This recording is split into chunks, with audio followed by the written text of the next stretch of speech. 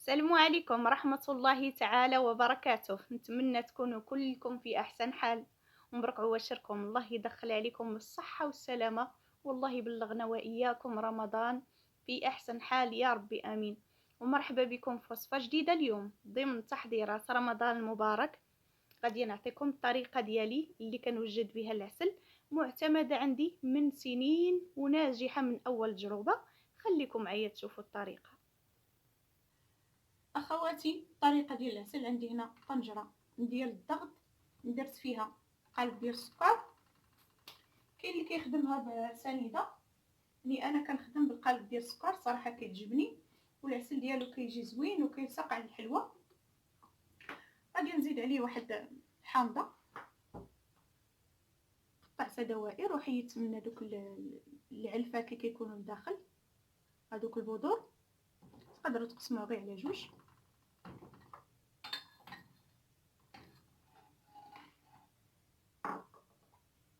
صافي غادي نزيد عليها اطرو ديال الماء معبور.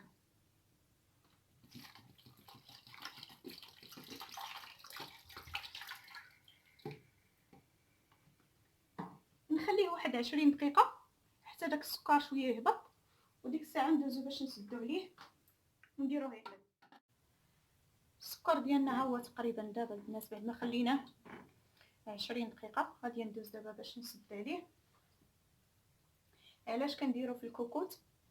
حيت العسل اللي كيطيب في طنجره عاديه كياخذ الوقت اكثر، ضروري تخليه في واحد المده اطول فوق العافيه اكثر من هذاك اللي كيطيب في طنجره الضغط. صافي دابا غادي نشد عليه ونحسب ليه 40 دقيقه، ضروري هاد المده هادي تدوز كامله. عاد نفتحو عليه ونشوفو. غادي ندوز دابا البنات نسد عليه ونتلاقاو من 40 دقيقه.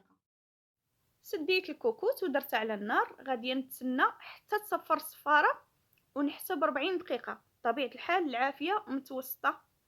ونحلو ديك الساعه ونشوفوا العسل ديالنا الى وجد. ندوزو للمرحله المواليه، والا كان مازال خاصو شويه ديال الطياب كنزيدوه باش كنعرفوا خاصو الطياب. اللون ديالو كيكون باقي شويه مفتوح، وحتى هذاك الثقل ما كيكونش ثقيل، يعني من الشوفه ديال العين كيبان لك باللي العسل مازال خاصو الطياب. العسل فتحت عليه ملي دازت 40 دقيقه، حسبناها ملي كتصفر الصفاره لقيت باللي خاصو شويه ديال الطياب، زدت ليه 5 ديال الدقيق. نتوما كتبقاو مره كتراقبوا العسل ديالكم، الا شفتوه مازال خاصو شويه ديال الطياب كتزيدوه 5 ديال الدقيق. صافي دابا غادي نشعل النار وغادي نرجع الكوكوط ديالي وندوزو للمرحله المواليه. رجعنا الكوكوط ديالنا على نار متوسطه، غادي نزيد دابا نص كاس ديال الماء مغلي مزيان، كاس ديال العنبه، تقدروا تزيدوا كاس قل ربع على حساب العسل واش بغيتوه يجيكم ثقيل بزاف ولا شويه خفيف. ضروري من هاد المرحله صافي وكدوز دقيقه فقط كنطفيو عليه. العسل اخواتي خليناه ليله كامله حتى برد على خاطرو.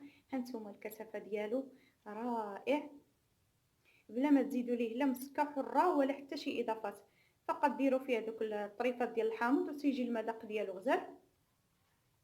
بعض الاخوات كيقول لي كنزيد فيه المسكه الحره، ولكن حبيبتي هذيك العجب اللي كيبيعوه لنا في هذيك الجعيبه راه ماشي مسكه حره، حيت المسكه الحره راه ساويه الثمن، وما يمكنش يبيعوا لك هذيك الكونتيتي كامله ب5 ديال الدراهم.